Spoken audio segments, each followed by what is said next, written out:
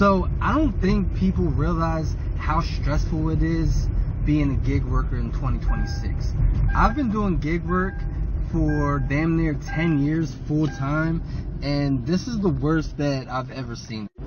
So we have to basically fight with the companies just so that way they could pay us a decent wage for completing deliveries and orders and everything like that, even though we go above and beyond and literally have to shop items a lot of this.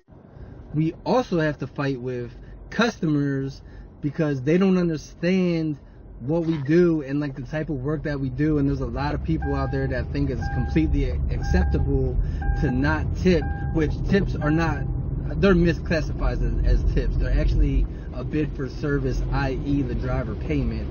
But anyways, back on topic, there's a lot of people that are out there that think it's completely acceptable to not have to tip or pay your driver for completing a luxury service such as grocery shopping a 100-item grocery order and delivering it to your front door.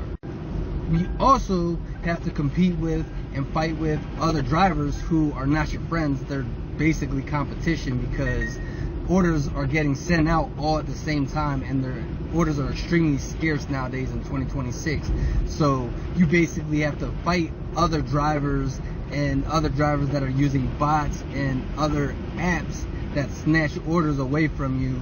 So it's not a fair playing field for us that do things ethically and have been doing it for a long time. So you basically have to fight for orders. It's literally like a war field out here, every man for himself when it comes to trying to get orders. And they're so hard to come by to where you have to either accept lowball orders or not pay your bills for the week. And then on top of that, we have to deal with high miles, high items, and low pay when it comes to orders, which is extremely frustrating, especially when you know your worth and you know the type of quality service and customer service that you bring, and then you still have to take these high miles, high items with low pay orders, or you just don't get paid. On top of that, we have rising gas prices that are almost $4 a gallon in some locations, $5 a gallon in locations. So if you're taking these high mile orders that are going extremely far and you're paying $5 per gallon in gas, and you're burning 1 or 2 gallons to drop off and to come back on these high mile orders, then you're essentially spending $10 just for that order. So if you're making only $10 for the order, it evens out. You're not making any profit. You're doing the work for free. You're not getting paid for it. And then on top of that, we got maintenance expenses. We're in a high tax bracket. We got to pay taxes. If your car breaks down, you have to have a contingency fund so that way you can get your car back up and running, because if your car's broke down, as however many days go by, you're losing money and you're not making money at the same time. So every day that goes by, you're losing out on potential profits and making money. So that's extremely frustrating too. So you have to get your car fixed as soon as possible, because bills don't stop when your car's broke down. So you still have to pay your bills, so you're losing that money and you're losing income at the same time. So it's just like not good at all. And then on top of that, you also have to have your contingency fund for if your vehicle breaks down, you have to be able to buy your vehicle, a new vehicle, and that goes into the same thing as your maintenance expenses, because if your vehicle breaks down, every day that goes by, you're losing money.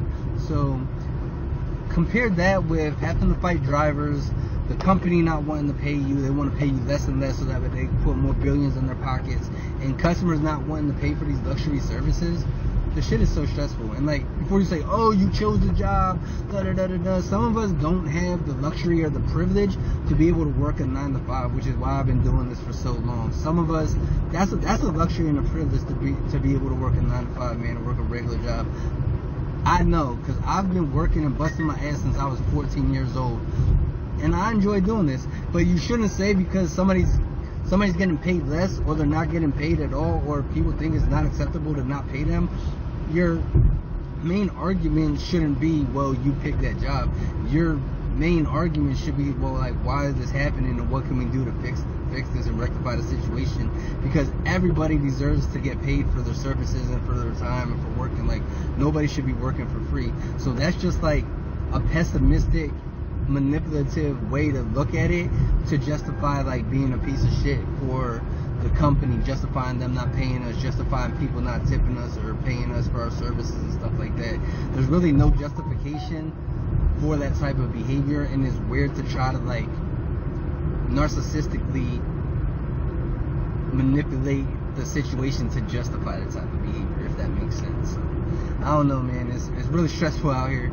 So I don't know. Is anybody else having issues like this in their zones, or how long have y'all been doing it? Is it still feasible where you're at? Because it's getting really bad, man. And like I said, with these crackhead drivers snatching up orders, it's literally getting worse and worse. Have you ever noticed something? A few years ago, everybody was talking about side hustles. Drive for Uber, deliver with DoorDash, shop for Instacart. It sounded like freedom. Work when you want. Be your own boss. Make extra money. But lately, I've been seeing a different conversation. People are waiting hours for orders, driving farther for less money, putting thousands of miles on their cars, working longer days just to make what they used to earn in half the time. And it got me thinking. Maybe the real problem isn't the gig economy. Maybe the real problem is depending on someone else's platform for your income.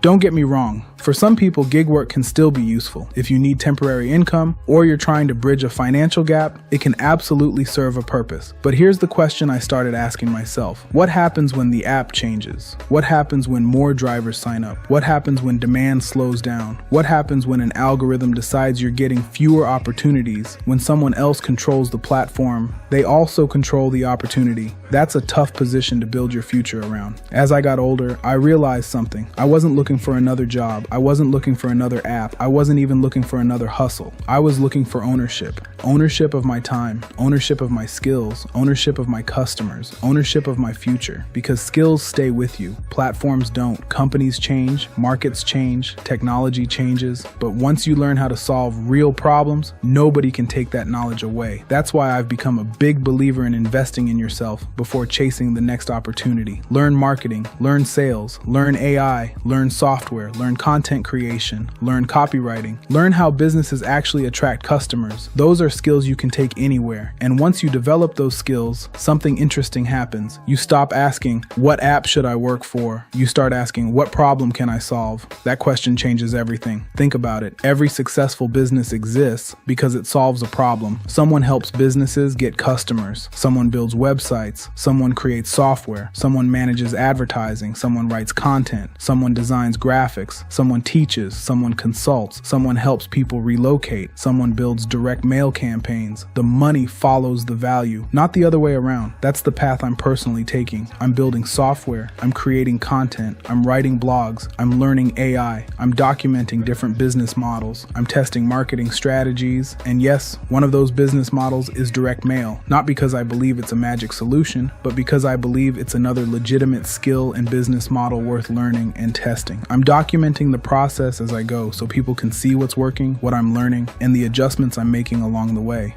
The goal shouldn't be escaping one job just to become dependent on another app. The goal is building enough skills that you always have options, more flexibility, more freedom. The economy will change, technology will change, companies will come and go. But if you become someone who consistently solves problems, you'll always be valuable somewhere. And that's a much stronger foundation than hoping the next order pops up on your phone. If you're watching this because you're tired of the uncertainty, maybe don't spend all your energy looking for the next gig. Spend some of that energy learning a skill that can become a business. That investment can continue paying you long after today's trends have changed. If you're looking for a genuine way to build another income stream from home, I've put together information about one of the business models I'm personally building called Mailbox Money Blueprint. You'll find the link in the description below. And if you'd rather ask me questions before looking at it, that's perfectly fine too. My email address is right here on the screen.